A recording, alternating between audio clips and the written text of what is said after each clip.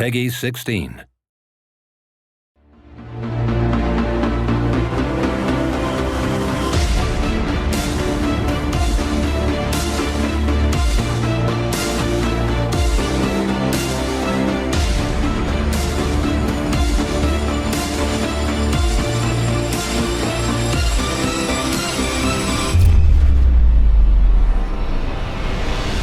Infinite Crisis is kind of my dream project in that it is a world where you can take all the DC heroes you knew and loved and you can see their twisted reflections, their dark mirrors, their idealized versions, all of them on the same page. It is the most broad, open-ended set of universes in any comic universe, especially since the introduction of the multiverse and the Elseworlds. There really are very few things that we can imagine and think of that can't be contained inside the DC universe.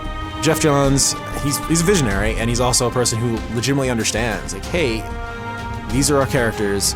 I'm gonna not only trust you with them, but ask you to do what you need to do in order to make the best possible game that you can make.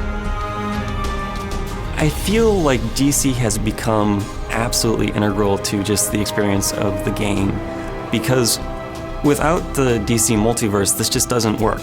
With what we're trying to do, pushing the characters and telling the same character story in multiple different ways, it's all tied in really well with the existing DC setting. One of the biggest things that we bring to the table is the recognition that comes with seeing a character that you knew when you were a child. When you take these characters that are larger than life and you put them in a game, seeing Batman, seeing Wonder Woman, these characters are people that resonate with you in a way that really a lot of other characters from most other mobile games cannot. When we try to interpret a well-known character for the game, we try to find those elements that are iconic. So when you take someone like Green Lantern and his constructs, he can imagine and create anything.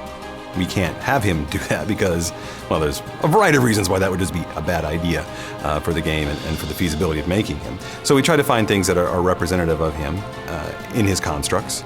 So he summons a giant jet and throws it at you, and that, of course, represents his sort of backstory as being that test pilot. We're always looking for ways to incorporate DC history and lore into the game in ways that make sense for a competitive environment. And one of the ways that I'm really proud of and what we've done that is through the artifacts. Now, these are the items that players will be acquiring from the Artifact Foundry through the match.